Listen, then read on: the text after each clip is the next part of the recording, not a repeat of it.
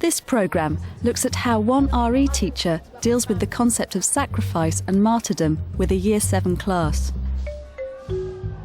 This lesson is part of a 6-lesson series devised by Catherine Kane, which looks at sacrifice across different religions. So far, the class has discussed the concept of sacrifice generally and has explored a Muslim story. Today's lesson is about the martyrdom of Guru Tegh Bahadur, and the aim is to get the pupils not only knowing the story, but developing the skills of insight and empathy. Teachers of religious education need to answer the question, how am I going to handle the awkward, sometimes shocking stories that each religion contains? You could avoid those, but it's better to tackle them head on. Of course, pupils will learn about the religion by learning a story of foundations or origins, but they can also learn from the religion if, as in these lessons, the concept of commitment is illustrated with reference to sacrifice. Okay, last lesson we were talking about the Muslim story of sacrifice of Ibrahim and Ishmael, and Ishmael didn't have to be sacrificed and Abraham didn't have to sacrifice his son. But today we're looking at a story from Sikhism, and we're looking at somebody who really did give up their life, and his name is Guru Tegh Bahadur. So I'm going to give you an information sheet and we're going to read about what happened to him. In the lesson about Guru Tegh Bahadur, the story is often very unfamiliar to the children that I've been teaching. So I have to make sure that at the beginning of the lesson they really understand what the story is all about and really engage with the characters in the story. And I do that by having his story written out on a worksheet. But I make sure that the children read the story out loud as a class. Sarah, do you want to start for us? Yeah, Guru Tegh Bahadur. Guru Tegh Bahadur was the 9th of the 10 Sikh gurus. I stop them quite frequently through this telling of the story just to check that they're understanding what they've read and to also push them in their understanding of what is actually happening. He was persecuted followers of the Sikh and Hindu religions. Okay, thank you, Sarah. Who knows what the word persecuting means? Does it mean kill? It can involve killing, yeah. Punishing someone. Punishing someone, yeah, we're getting more of the idea. So it may involve killing, maybe involve punishing. What does it mean to persecute somebody? What do you think? Does it mean like put them in jail for the rest of their life? It might involve putting them in jail, yeah. Of what they believe? Excellent, yes. So persecution is hurting people because of either what they believe or who they are. Jennifer, could you read next for us, please? Both Sikhs and Hindus were being asked to give When the children are reading through the story, I want to get them to empathise with the main characters and put themselves into that situation. And so I include information about the characters, small things like maybe what the Guru's nickname was. Okay, so his name means brave sword, Tegh Bahadur, but he liked to be called Tegh Bahadur, which means, what does it mean? What? Brave cooking pot. Okay, what do you think that tells us about him? Martin, you haven't said anything today. Was he like a family person? I think his family was very important to him, yeah. Okay, anyone else? Callum? He might have liked cooking. He might have liked cooking, yeah. Maybe he was the Jamie Oliver of his day or something, yeah? Okay. It may mean he doesn't like fighting. I think that's very true. He was very good at fighting, he was very brave and all of those sorts of things, but maybe fighting wasn't the thing that he thought was most important, but family and looking after others and cooking for others was the most important thing. Okay, so we've got to the point in the story where the emperor has said, I will give you lots and lots of presents if you change your religion. If it was you being offered things, what do you think you might have been offered? If it was nowadays, what sort of things do you think somebody would offer you? £1 million. Okay, for £1 million you might be tempted to give up something that was really important to you. But he thought that his religion was far, far more important than to give up for lots of wealth and all of those sorts of things. Okay, so instead of going with the bribes and things, the emperor then says, right, I'm going to chop off the heads of 3 of your friends unless you give up your religion. And so the emperor came and he chopped off the heads of 3 of his friends right in front of him. How do you think he felt about that? Harry? Upset and sick. Upset and sickened, yeah. What do you think? Guilty. Guilty, yeah. Why do you think he would have felt guilty? He's just basically killed 3 of his friends. Okay, so you think he might have felt responsible for their deaths, because if he'd have given up his religion, his friends might have survived, mightn't they? Yep. Okay, Jennifer, what do you think? Angry. Angry? Who would he have been angry with? People chopped his friend's head off. Okay, the emperor and the friends that he chopped the heads off. And now the emperor is saying, it's your life this time. I'm going to cut your head off unless you actually give up your religion. So what do you reckon's going to happen? He's not going to pick it up. I don't think he's going to give up as well. Okay, so the emperor ordered that the guru's head be cut off, and that is exactly what the emperor had done. Okay, so after... I really want to encourage children to feel empathy with the different characters in the story.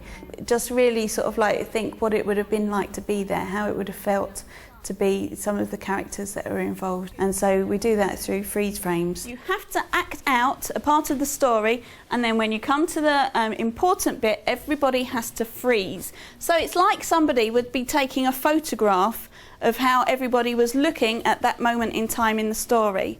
Now, because it's a still moment in time or whatever, you need to think about your body. Think about, you know, do I need my arms on my hips like this, or do I need to be scratching my head or going, or whatever. You need to think about your face, okay, as well. You need to think about how you're feeling. So we're thinking about the people's emotions in this story, and you really need to show on your face how the people in these stories are feeling. So we're going to have a group of 4 there. A group of 4 here. When the children go into the freeze frame groups, they are given a card with just one very small aspect of the story on it, but what I consider to be an important aspect. And so it enables the children to focus in so that they get good understanding of the characters that are involved. Okay, your group are going to be doing a freeze frame about Guru Tegh Bahadur telling his family that he's going to go and see the emperor, okay? His life is in danger and he's got to tell his family, I'm going to go off and see that evil emperor. Okay, you group of 3. Okay, your scenario is the emperor tries to persuade the guru to give up his faith.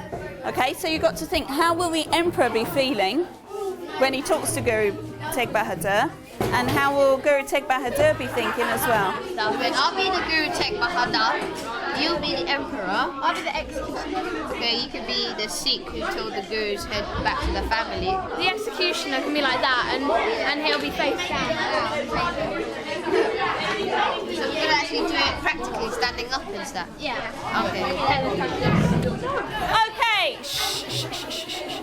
Right, we'll go with that group first then, okay? So if you'd like to come into the space in the middle and show us your little drama, and then finish with the freeze frame showing us the emotions that everybody felt at this time. Please tell that the evil emperor to not sacrifice us, priests, please.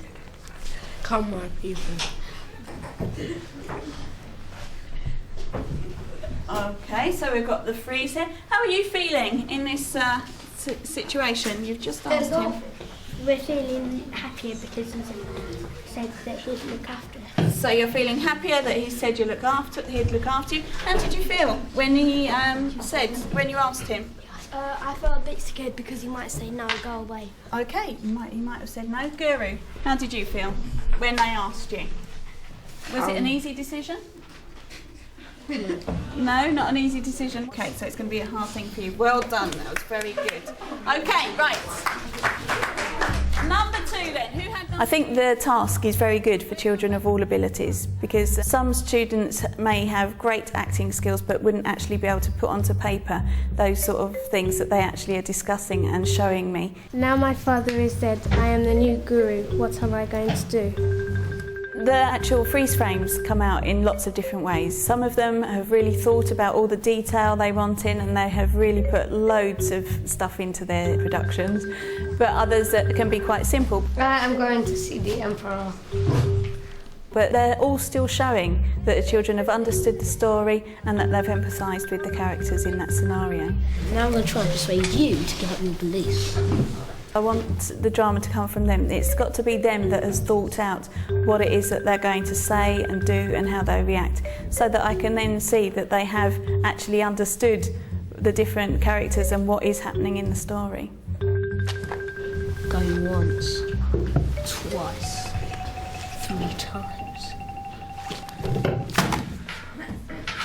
Put him in front of his friends who are going to be tortured. Okay, fantastic. These bloody stories from different religious traditions have to be recognised as holy to some, but not to everybody. When the teacher deals with these controversial stories, then recognising their holiness comes first, and it demands great sensitivity and respect from the teacher in handling them. But if that leads the teacher to be unconfident in actually working with the stories, then good learning won't happen. So the combination is needed: utmost respect for these holy words, but thoughtful, vigorous learning, handling of the stories for every child in the classroom. What we're going to do next then is you're going to put your tables back, and you will notice that on the back of the sheet there are some speech bubbles here. I want you to imagine that you could travel back in time. What questions would you ask each one of these people? We've got the guru, the emperor, the guru's wife, and the Sikh who took his guru's head back to the family. Whenever we get to the part where we're doing the hot seating at the front, it gives me an opportunity to really see how much the children have learnt and progressed during the lesson. The questions that they all write down on their sheets, they give me an opportunity to see that the children have actually thought about the characters involved in the story, and that for them those characters have actually become real people and are not just historical religious figures.